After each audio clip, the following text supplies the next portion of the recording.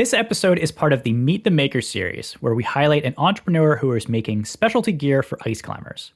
If you've ever wanted to hear the story behind some of your favorite and soon-to-be favorite products, that's what today's conversation is about.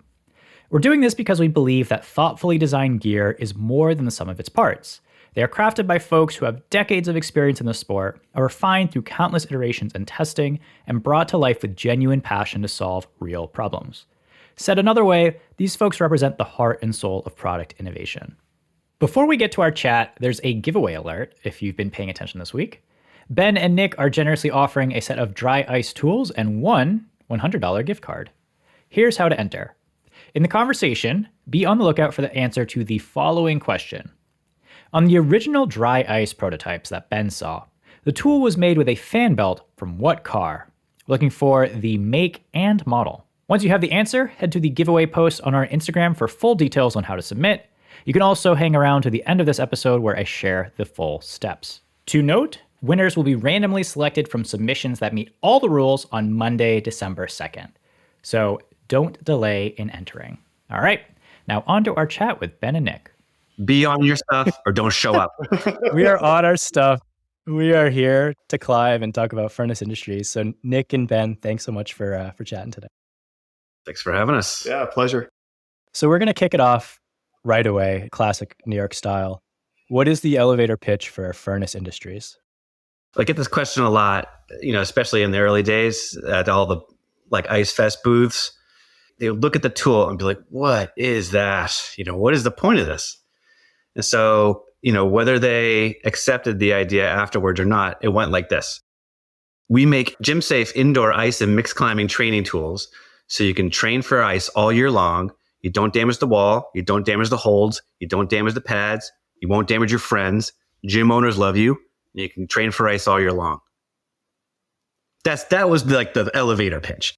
But really what it came down to was, how do you do this practically in a commercial gym? Let's say you don't have your own home, wall in a garage or whatever, and you want to walk into your gym and say, hey, I want to train sport specifically for ice climbing. How could you possibly do that? You couldn't just bring your tools in, although people have these specialty events, and that's fun, but how could you do it all the time? So I didn't come up with this idea, just so you know. This was not my idea. What happened was I was at my friend's wedding in the UK, actually. It was in Ilkley near Leeds. And my friend's cousin, who was an ice climber, friend of ours, and had come over here to ice climb a couple of times in the Catskills and in the Adirondacks. He handed me these two really rudimentary versions of our dry ice, what became our dry ice tool. It was literally like a cutout of half-inch plywood in the shape of a grip, I'll call it. It wasn't anything specific. It was just this amorphous sort of thing. And bolted to the top of it was the fan belt of a BMW X5. And the only reason that it was that particular fan belt is because my friend only had to buy one to cut it in half and have two straps. So, ice climbers are cheap. The story as old as time, right? So here I am. I was actually part of the wedding party. So here I was with my tux on, standing on the street corner of this this Yorkshire village, and doing pull-ups on this lamppost. And he's like, "Do you think these would sell in America?" And I said, "Not like that. They wouldn't. We'd have to develop these." And so we did. And that was in 2011. We actually started selling them in 2013. But that's kind of where it came from. I didn't invent this. My buddy George did, and he has since stepped away from the company. But he's a woodworker, and he's actually doing really, really well. Still back in the UK with his family. Why did you feel so strongly about, why did you feel so strongly about taking the product and developing it and then actually continuing with it? Well, there was a point there. I used to work in a gym, and I was pretty strong, but I realized at some point that not only did I not have the drive, but I just didn't care to establish new routes or be climbing 514 anytime soon. And so I realized here was this activity that I loved, and I wanted to kind of give back to it. But how does one give back to climbing? In 2011, I didn't have the opportunity to start a podcast or whatever. So I really liked ice climbing. So here was an opportunity for me to sort of give back to the climbing community and start a company where I could sell ice climbing tools at a reasonable price, developed by a climber, and then reinvest that back into the ice climbing community. And so that's kind of always kind of how I've approached it as far as supporting and developing the community. It was like, hey, I'm not going to, establish some new route, but I can establish this new thing that will help climbers train to be safer. Because that's really the idea here, is that if you're stronger on the ice climb, probably less likely to fall off. So everybody's happy, everybody wins. And you get to train for something that you're passionate about all year long safely. And that's like the real kicker there, is like, we're trying to do this in such a way that even if you dropped a tool, nobody gets hurt. That's not the same, if you drop a real tool in the gym, forget it, there'd be problems. But that the passion really comes from wanting to share something that gave so much to me. I just wanted to give back. Can we dive into the sport that's given so much to you? Because from what I read, you've climbed in the Alaskan Range, the Canadian Rockies, the Indian Himalayas, the Alps, Pacific Northwest, et cetera, et cetera, et cetera. Well, can you just talk a little bit about like your history in ice climbing and what it means to you? Well, I mean, it means I spent a lot on airfare. Is what it means. And I kind of, I thought about that. I thought it's like you asked this, and I have a couple of gut reactions. One of them is a very cynical, like East Coast quasi bitterness, which is it doesn't mean anything. This is just some stupid thing that we do. But at the end of the day, I'm spending a significant amount of time every week doing this. So it's got to have some sort of deeper meaning. So, I have to sort of dig deep, and maybe I'm just not that cerebral a person. But the one thing that people always say, well, why do you do this? And I said, because it's so cool to climb up something that's only there temporarily. It's there for a very short period of time, maybe 3-4 months during the year, at least around here.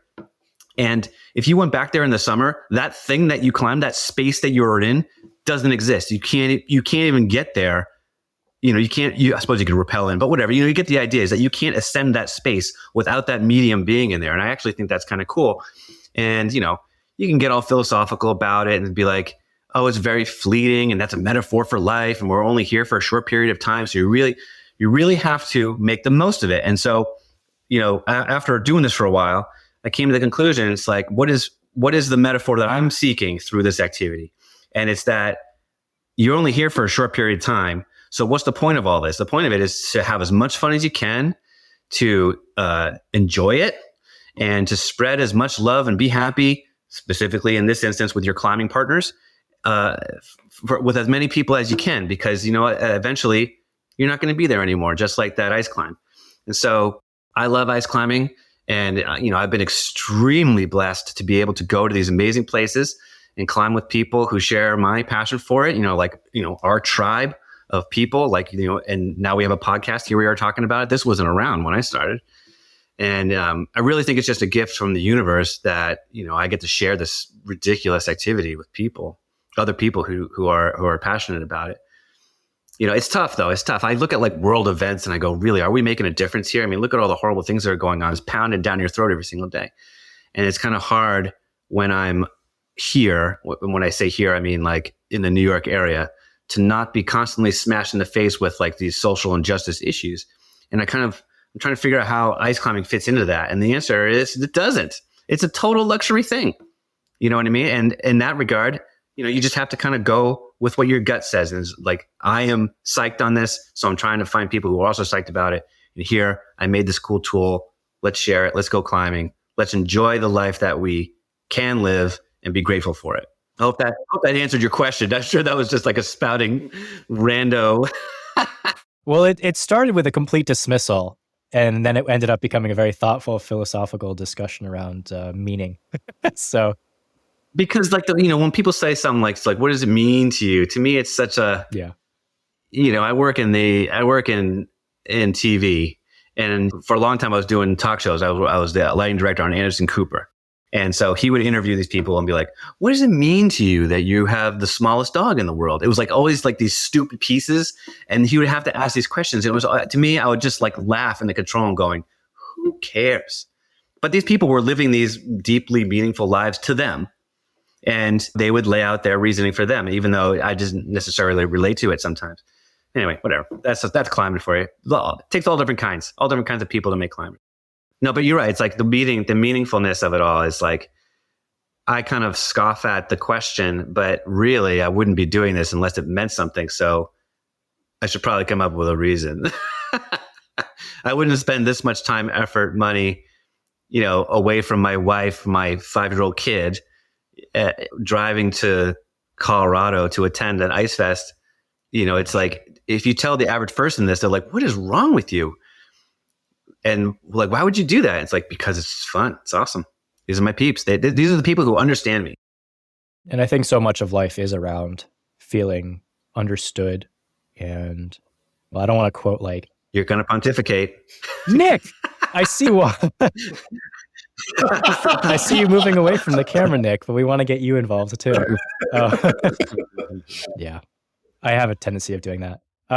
Ben, you were just talking about wanting to connect with other people as part of sort of what drives you in this business. And obviously you and Nick connected. So I guess I'm just curious, Nick, how did you get involved with all this? Nick was a customer. Nick, not only am I the owner, but I'm also a client. That's how Nick got involved.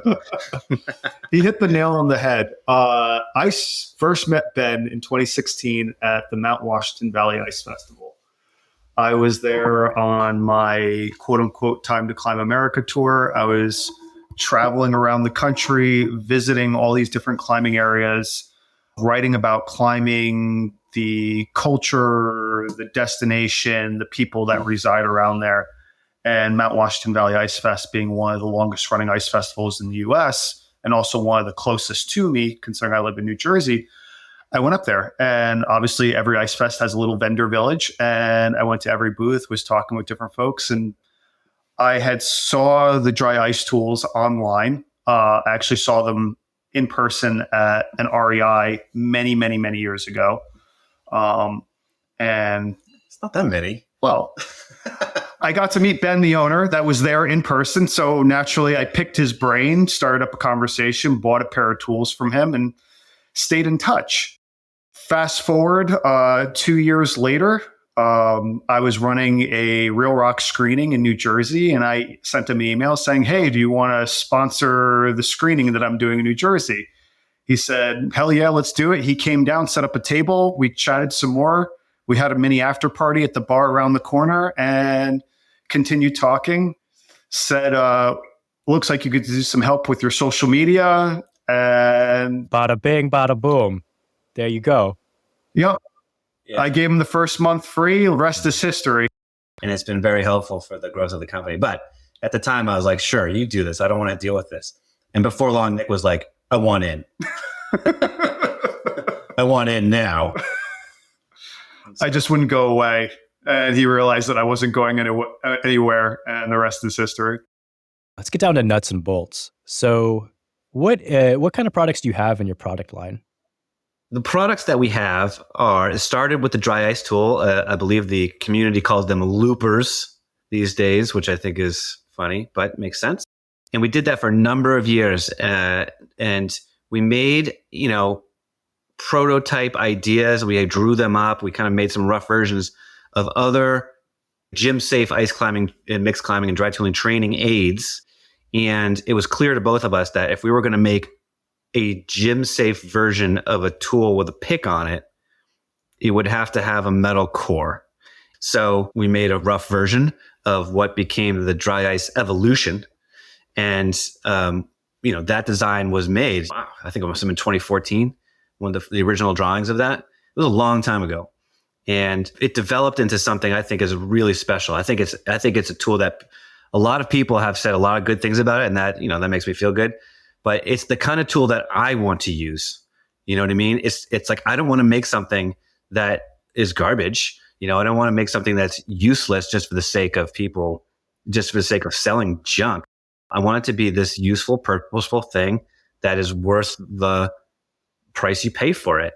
And I can tell you right now, there's a lot of experience that goes into making that tool, not only from the business end of thing and the manufacturing and engineering kind of thing, but just from climbing. Like, how does it feel on the tool? How does your hand feel on the grip? Where's your head when you engage that hold with the evolution? How does that feel similar to a pick that outside? That is experience, and that is baked into that tool. So that's actually really important.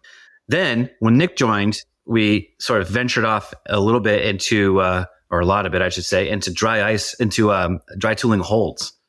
So now we have a lot of holds in the product line, some of which are developed by us, and we also carry holds from pretty much. We can get holds almost from just about anyone really, and sell them here, because they're not easy to get. You're not going to order one set of holds from the Czech Republic. You know what I mean? That's why those things don't exist here. So we'll order a pallet of these things and then have them in stock and sell them, nice and slow. It's like a slow drip. And so we just have the motivation to make that happen. And really, all of that capital is coming from dry ice tools, like the original product. It's coming from that idea and also the evolution. Like that, those things are fueling our ability to purchase those products. Then what happens is we get a whole pile of cash up. We say, hey, what kind of ice festivals are coming up? Boom, let's do that one. Boom, let's sponsor this one. We'll sponsor that event. Let's send these guys, some products. Let's do a raffle item here. And it's all because of the community that supports us that we get to support them. So the question is, what products do we have in our line? We have products that help us support the climbing community is really the real deep philosophical answer to that question. I never know which way you're going to go and where we'll end up, but you have a nice circularity to your responses. I try to tie it back together. Maybe we can go a little bit deeper into the community aspect of it, because I know that you're supporting more people and doing dry tooling nights at their local gyms. There's a lot of education, but rather than me talk, maybe you guys want to talk a little bit more about that aspect. This is actually more Nick's world, I think, because we have a core mission, and what's part of that core mission is supporting and building a dry tooling community, dry tooling ice climbing community. But my intent years ago was never to pump more ice climbers out into the backcountry. You know what I mean? And I never thought to myself, I want to give all these people who are somewhat disadvantaged an opportunity to try something new. I never thought that. I thought, if you're into ice climbing, you're going to want this. That's all. That's it. There wasn't anything more to that. Nick came along and saw it from a different angle. And, I appreciate that Nick has different perspectives on that. And so that's why I think this is actually working pretty well now, is because it's not just me. You have to have more than one perspective in a company for it to work. To caveat of what Ben was saying, one of the biggest things, and from my own unique experience, was the accessibility. Living in New Jersey, ice climbing is not exactly something that is at the forefront of most people's thought or purview, even in regular climbing circles. The nearest ice climbing spot was the Catskills, and that's 2.5 hours away. It's not something you find at the Power Lines or the Gunks or Birdsboro, although Birdsboro has dry tooling now, which is phenomenal. And that's a lot to do with the community seeing the value and the desire to do it. But it was something for me to try for $100 some odd bucks inside of my regular climbing gym without having to go shell out $500 to get up to the Catskills, hire a guide, let alone all the gear that's required and everything needed to stay warm so I don't freeze my keister off standing at the base of an ice floe. At the end of the day, Baron brought up a good point. It's a luxury activity. Anyone that goes ice climbing is walking with several $1,000s strapped to their feet and their hands. But you can borrow stuff. You can borrow stuff, but you need to know someone that has that stuff, or you have to go rent it, which again requires a considerable amount of money for a one-time activity. So we realized, or at least I realized from my own perspective, there's a whole lot of people that would actually be interested in it if they had some level of exposure to it, which creates the feeder program for the wider audience or the wider sport of ice climbing, or specifically dry tooling, as it's quickly growing because more and more people are being exposed to it even existing. The cool part is you look at a number of people that are competition ice climbers. There's a number of them that started using a pair of dry ice tools. as kids when they first started.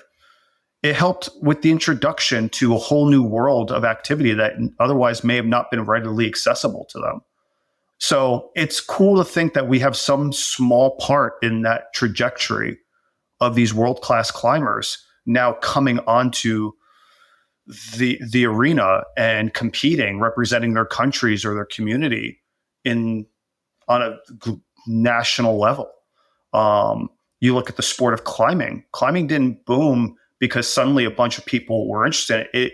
It boomed because there was an infrastructure that slowly grew and became in place.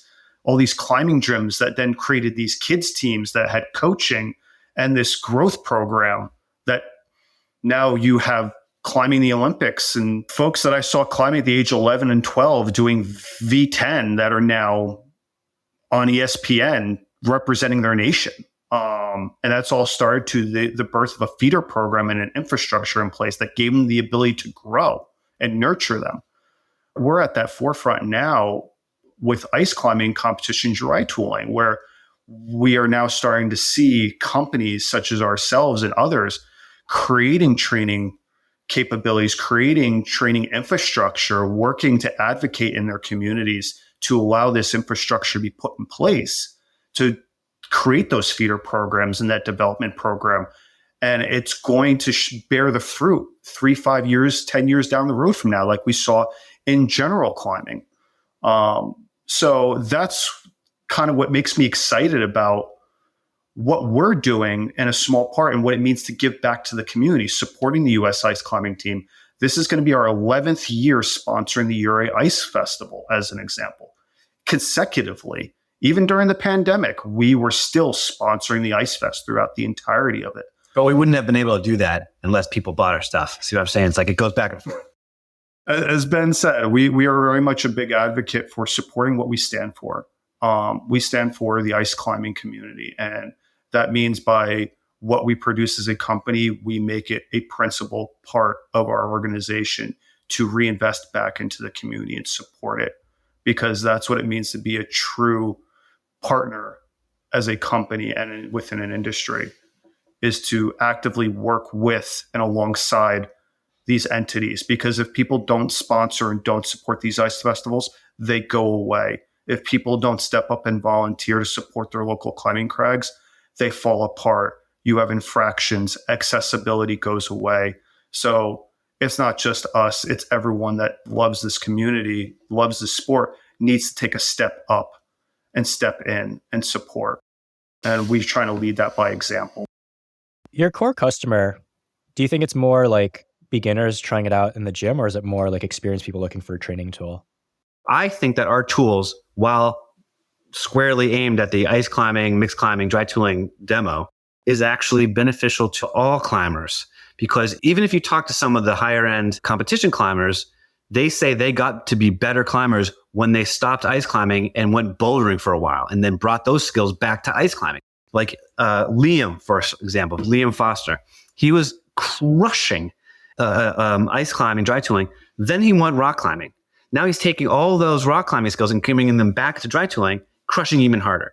So it go both ways. And I think that that's where the true value in the tools lie. But it's really hard to tell that to somebody who's not into ice climbing because they only think it's cold and painful. Nick has a different perspective. I think there's twofold. As Ben said, regular experienced ice climbers immediately see the value.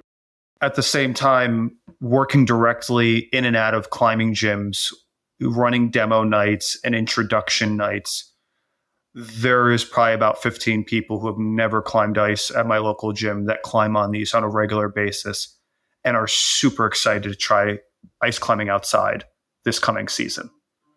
Because it's fun. Well, it's a blast. And this is given them the taste, the introduction, the sampling, as you would say.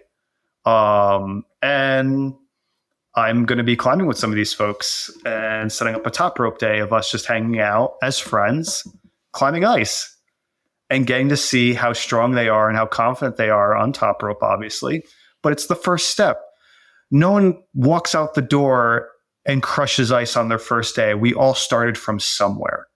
So the nice part about it is everyone putting their egos aside, putting their personas aside, and just having fun. Because at the end of the day, none of us are doing this for a living. None of us are sitting on top of podiums except for a very select few. The regular, everyday Joe Schmo climber is going out to have a good, fun day out with friends. And that's what it means to revert back and remember why we're doing this. We're doing this to have fun, help people have fun, do it safely, be more confident and more prepared to do it, and have a mindset and a mentality of what to expect before they go out so that they can be better prepared to enjoy the activity. And at the end of the day, have a much more enjoyable day doing that which they love with those that they love. As I said earlier, Ben and Nick are graciously offering a set of dry ice tools and one $100 gift card. To enter, follow at Furnace Industries and at ice_ice_beta, that's us, on Instagram. DM the answer to the question to us at @IceIceBeta. Comment on the giveaway post on our Instagram, hashtag It's Always Ice Season. You can also just write that out. It's Always Ice Season. Once you've sent in your answer, share the giveaway post to your story for an extra entry. And lastly, winners will be randomly selected from submissions that meet all the rules on Monday, December 2nd. And if you just can't wait and you want to take your training to the next level, you can check out Furnace Industries' full lineup of gear at furnace-industries.com. All right, good luck, everybody.